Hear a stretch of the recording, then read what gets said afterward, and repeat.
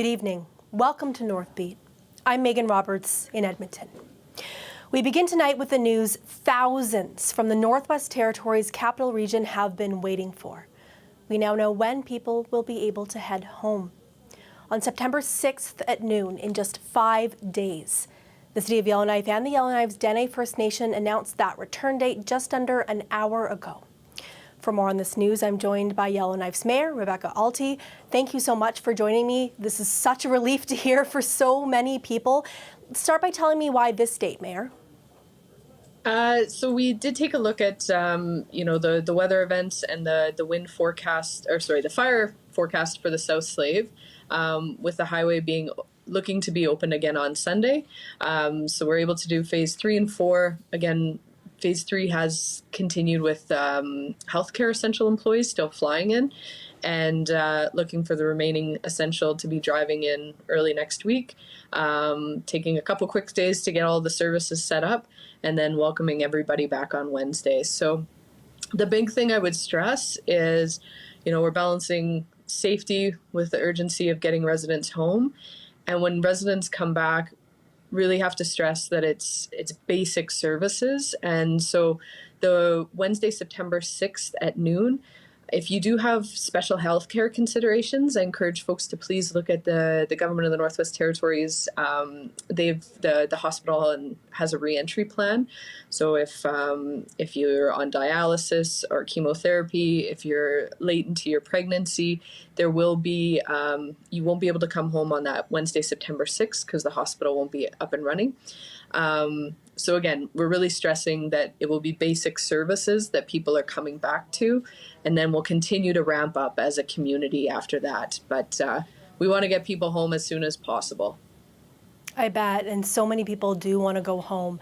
Part of the plan that was announced today in terms of the dates was that most essential workers would be in on September 4th and 5th. It's not a huge amount of time before the general public will be starting to come in on the 6th. Are you confident that everything can kind of get turned around in terms of the basic services needed in that timeline? Yeah, and that's where I think I have to again stress that it's the basic services. And so you'll come back and Samba Cay is just littered with Canada Goose poo right now. There's going to be no cleanup or anything like that. And the hospital, again, that's the big one I have to stress is there will be very basic health care. And so anybody with healthcare needs, please go take a look at NTHSSA's public notice. They did outline a few conditions or a few services that will be available, and then others that'll be coming on later. So again, it's basic services and then slowly gearing up after that. And is there a plan in place to make sure people are getting home safely and not all kind of making a mad dash for the one highway into town? Yeah, so the highway conditions, first from that fire perspective, encouraging folks to make sure you take a look at the highway conditions, just like during the evacuation, double check that the highway is still open.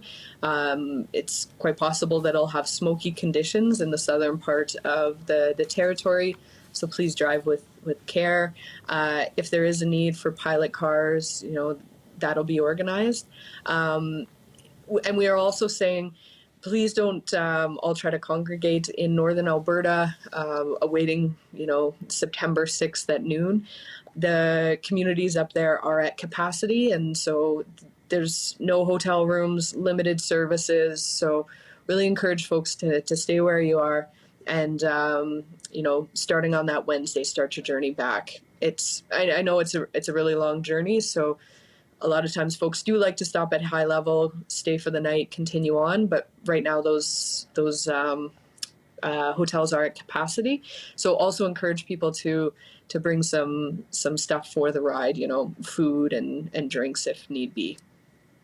I was going to ask if you had any advice, I guess, for people who are coming back as well, not only with knowing that Northern Alberta is so full right now with evacuees, but also knowing that services will be quite basic, as you mentioned, in Yellowknife. So what do residents need to know as they're preparing to go home?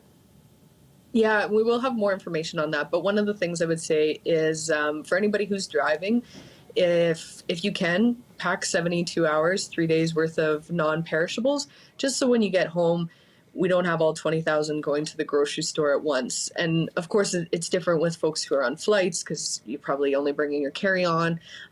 So that's where if folks who are driving are able to bring back a bit of food, that reduces the pressure on the grocery stores. I would say for flights, I'm sure folks are eager to know all about that. The territorial government is working on that, and so more information will be available once it's possible to start booking your flights. Okay, we'll leave it there. Thank you so much, Mayor. That is Yellowknife Mayor Rebecca Alty speaking about the newly announced return date to Yellowknife. Now, that return date of September 6th is exactly 3 weeks after residents of Yellowknife, Delo, and Deda were told to leave. That order scattered people across many cities, territories, and provinces.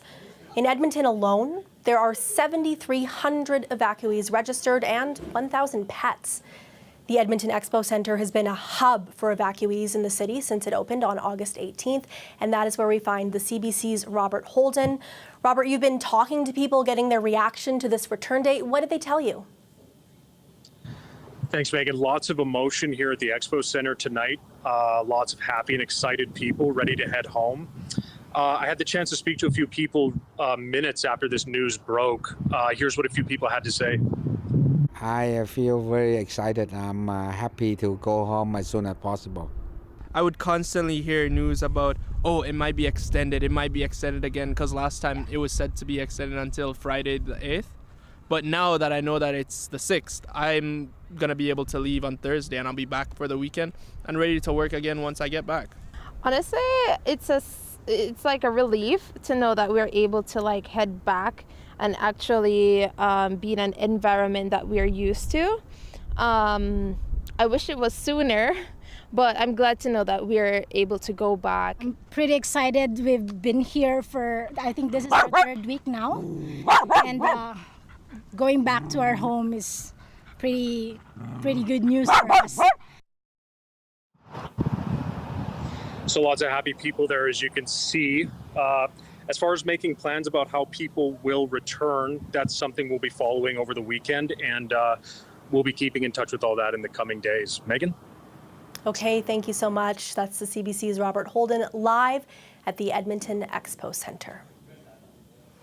As we heard from Mayor Rebecca Alty, when Yellowknife evacuees return home, the city will not be functioning at full capacity right away, nor will the healthcare system. Mayor Alty also talked about that. She talked about what health services will be available, and we think this bears repeating. So here's what you need to know about what will and will not be available when you return home to Yellowknife.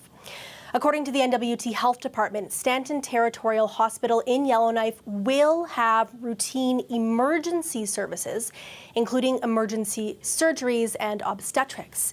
There will be reduced inpatient acute care, and there will also be support services like labs and diagnostic imaging. Health and social services in the Yellowknife region will include virtual mental health services with limited in-person capability.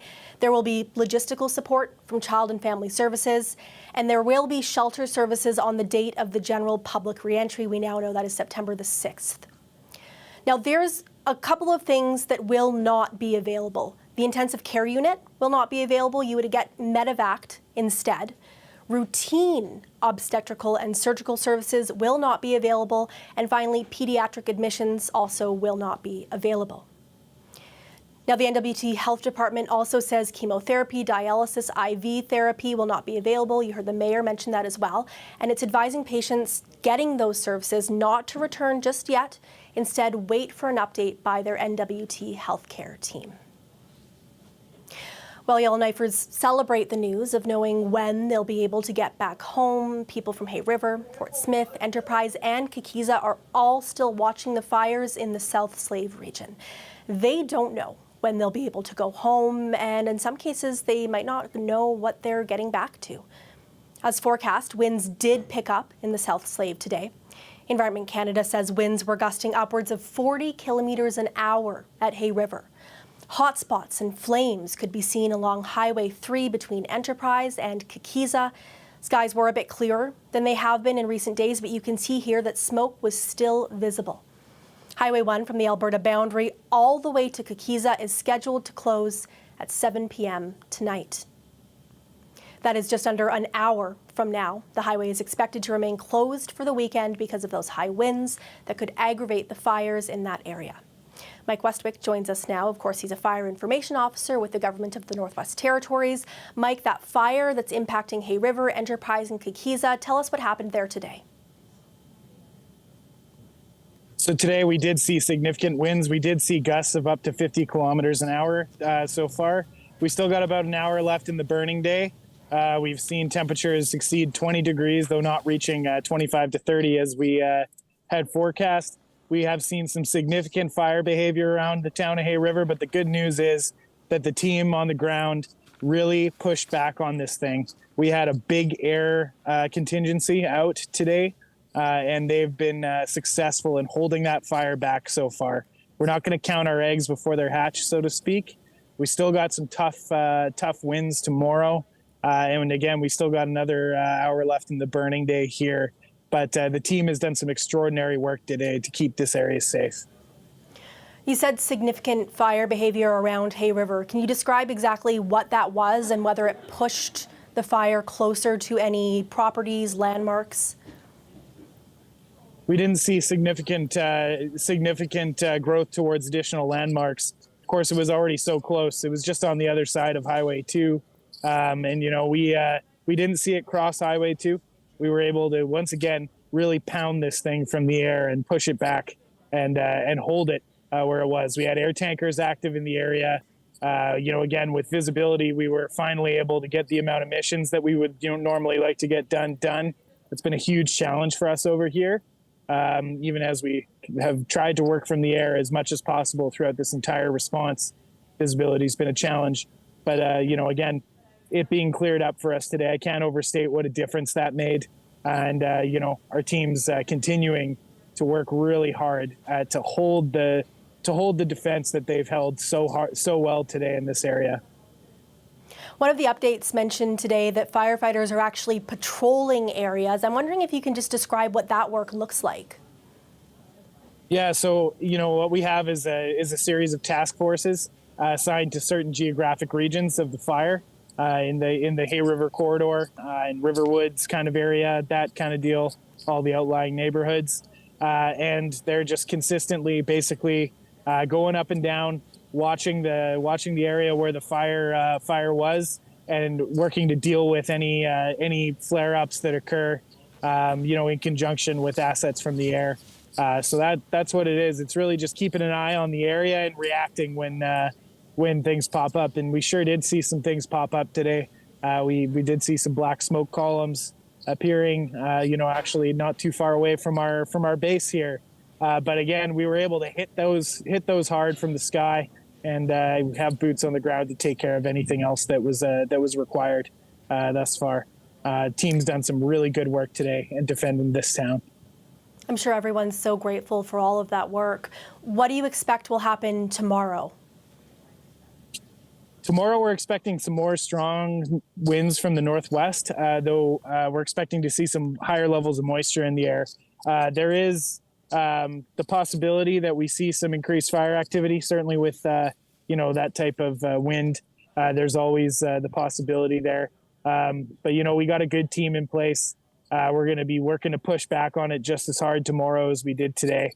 We don't expect tomorrow to be quite as challenging as today. But, you know, there will still be challenges ahead. This is very much an active situation that we need to manage appropriately going forward. Okay, and Mike, I'll end with just asking you what you think about the news that people can return to Yellowknife in just 5 days. I think that it's exactly the reason why we do the job we do here in the Wildfire Service. There's nothing that makes us happier than people returning back to the places that they call home. And certainly all of us personally who are impacted by this are very happy to see our loved ones, our partners, our friends, our family getting the chance to return home to a community that was well protected by the outstanding firefighting efforts by that large team that pushed back on that fire, held it at bay, and allowed us to get some help from weather, and are now continuing to do what will continue to be a very long, arduous job of working their way up that perimeter, knocking down any hot spots, and mopping up to assure the security of Yellowknife going forward. Okay, Mike, thank you so much for your time. Stay safe out there in Hay River. That's Mike Westwick, a fire information officer with the GNWT.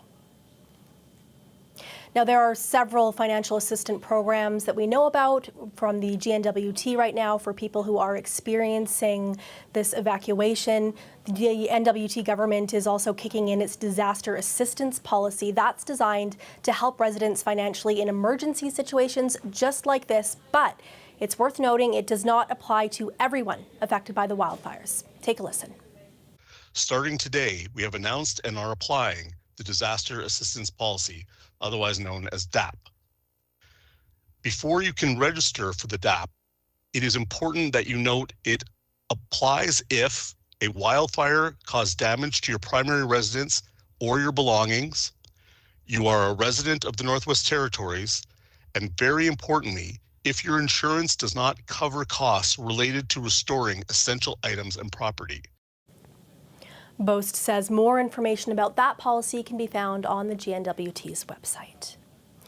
In the Yukon, there's also growing concerns about the threat major wildfires could pose to communities. Chris Windier has been looking into what's being done to prepare, and we have part 2 of his story tonight. South of Whitehorse, firefighters are putting out hotspots. They started this fire to clear out the underbrush in this area that is at high risk of wildfire. Much of the forested land between Whitehorse and Carcross is more than a century old, and fire officials worry that prevailing winds from the south could push a major blaze into the Whitehorse suburbs. The Mary Lake Shaded Fuel Break is part of the wider Whitehorse South Fuel Break that is being built to defend the city itself from the risk of catastrophic wildfire that we believe to be the most likely in the dense spruce tree forests south of town. But not everyone in the neighborhood is happy to see smoke on the horizon during this spell of hot, dry weather. Tookie Mercredi has lived in Wolf Creek since 1991. He's originally from the Northwest Territories, and he's watched with alarm this summer as friends and family have had to flee their homes. If I started a fire, sparks could go into those bushes, and I'll have a fire going really, really quickly. And I don't think we should be, fiddling around like that at this kind of time of the season. But fire experts say these controlled burns are planned well in advance. They're also needed to help reverse past mistakes. Fire agencies used to focus on putting out every wildfire they could, but that allowed fuel to build up in the woods, only increasing the danger. I think one of the things that we have to ask ourselves is, if humans didn't exist, what would that forest look like? As we put out forest fires, the forest continues to grow and build fuel in the form of wood, trees and fallen trees that provide more fuel and intensity when a fire does come along. But work to prevent a major urban wildfire doesn't just happen in the woods, it also happens in government boardrooms. For example, the city of Whitehorse has just hired a fire smart coordinator. The Carcross Tagish First Nation is training its citizens in emergency management. The Yukon and federal governments are funding a lot of this work. And we all have a role to play. Individuals have a role to play. Municipalities have a role to play. The territory and provinces have a role to play, as does the federal government. We're all well aware of that. Climate change is, it's not a concept, it's an actual event that we're all struggling with across this country, and it's only going to get worse. Some of these efforts are simple. For example, the Yukon government is planting tens of thousands of aspen seedlings, kind of like these, all around the city of Whitehorse. Aspen are a native species. They have a higher water content than pine or spruce, and when they're fully grown, their leaves are farther from the ground. All that means that aspen can help slow the spread of a wildfire. If it seems like a low-tech solution, that's because it is. There's no single policy or project that will keep a city safe from wildfire. And even if everything is done right, there are no guarantees. But on our warming planet, that's life in the boreal forest. One day, the flames will be here. Only then will we know if we're ready. Chris Windier, CBC News, Whitehorse. A lot happens overnight. Hey, good morning, Heather. Hey, good morning. How are you today. We're ready to go when you need to know. Good morning. I'm Heather Hiscox. We begin with breaking news, what we're learning from. Like you see from behind us here, how big the fire is. Your connection goes back decades. You're giving me the hard questions. Yes, the heroes and the helpers. That is what we're here for. I found Canadians. I'm Heather Hiscox. Start your day with us on CBC Morning Live. How far do you think we could go? How far do you want to go?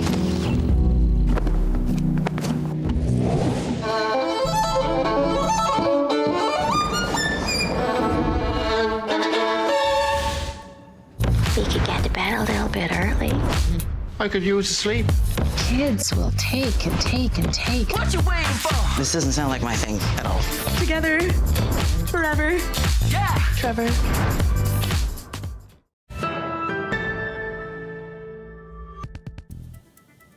Dawson City's fire chief is calling out the Yukon's emergency medical services. He says EMS is absent far too often when needed, and as a result, he says it's failing people in Dawson, and the city is relying too much on fire crews to pick up the slack. Chris McIntyre has that story. Monday to Friday, 9 to 5.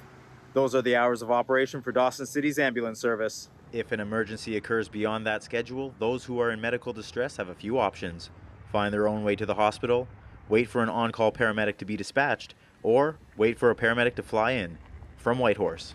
If it's an emergency 911 call, the local RCMP or the fire department are asked to respond. Mike Massery is Dawson's fire chief. He says as a first responder in a small town, he has no problem assisting EMS with the call. What he doesn't agree with is that his department is being used as an emergency medical service because an ambulance isn't available. EMS has the equipment, we don't. They have the vehicles to transport, we don't.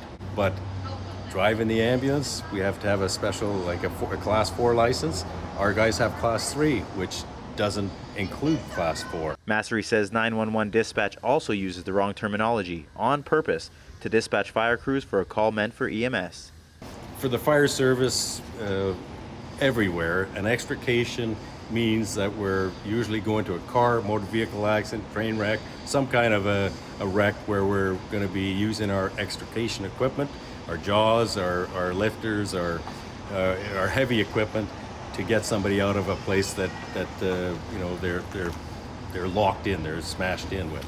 But when they phone and ask for an extrication, and it's to help a paramedic carry a person, that, you know, when you send 10 people when you could have sent one, and you know that's unacceptable. So. Earlier this year, EMS services was moved from the Department of Community Services to Health and Social Services. Director of EMS Gerald Din declined my request for an interview, but the Department of Health and Social Services did provide a statement acknowledging that ambulance coverage as of August of this year was at 75%.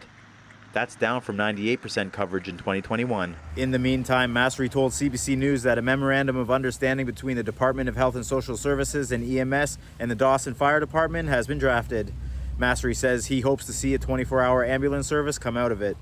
Chris McIntyre, CBC News, Dawson City. A Kimirut teacher is out of pocket thousands of dollars after his flight from Iqaluit was canceled in August. Edward Flynn says his flight was first delayed 3 times due to weather, and then it was canceled 3 nights in a row. He racked up $3,000 in expenses in Iqaluit for a hotel, car rental, and meals for his family. Flynn says he contacted Canadian North for compensation, but never got a response. Canadian North needs to be responsible to the people. And it's like they just don't care. They have the monopoly. They're the only flight I know. They're the only airline. And it's not good. It's just not good. And something needs to be done. Flynn says he's noticed there are fewer flights to Kimirut lately. He's also president of the board at the Kimirut Co-op store, and he's worried about the impact the flight schedule will have on his community. He says fewer cargo flights means less food available for stores in the hamlet. Canadian North says it understands how unsettling it can be for passengers when flights change, but it says its focus remains on the safety and well-being of its passengers. The airline says it operates 3 passenger flights and 4 cargo flights a week to Kimmirut. Nunavut's municipal election nominations open later this month. The CBC's Emily Hawes found out who's running again and who's still undecided. 4 of Iqaluit's city councillors will be running again in the upcoming election. Municipal elections are taking place across the territory on October 23rd. CBC News emailed Iqaluit's 8 councillors and Mayor Solomon Awa to ask if they plan to run again. Kimberly Smith, Sam Tilley, Sweeney Amarapala, and Kyle Shepard said they do. Romain Stevenson says he'll decide before the nominations open on the week of September 18th. Smith was appointed to council in June 2022. She says the city's biggest challenge is its infrastructure. We have one of the fastest growing populations in all of Canada, and we need the infrastructure to support that. And without that infrastructure, we also can't address the housing crisis that we're experiencing. We need that infrastructure in place to be able to expand. Amarapala was appointed in December. She says she wants to see young female representation on council, and adds her focus is the long-term water project and the future. As of right now, we're kind of just putting out fires as they come, and I would like to start planning for the future and making it better for the entire community. Awa, Simon Natuk, Ukalek Curley, and Paul Kwasa have not responded to CBC News to say if they would run again. Emily Hawes, CBC News, Iqaluit.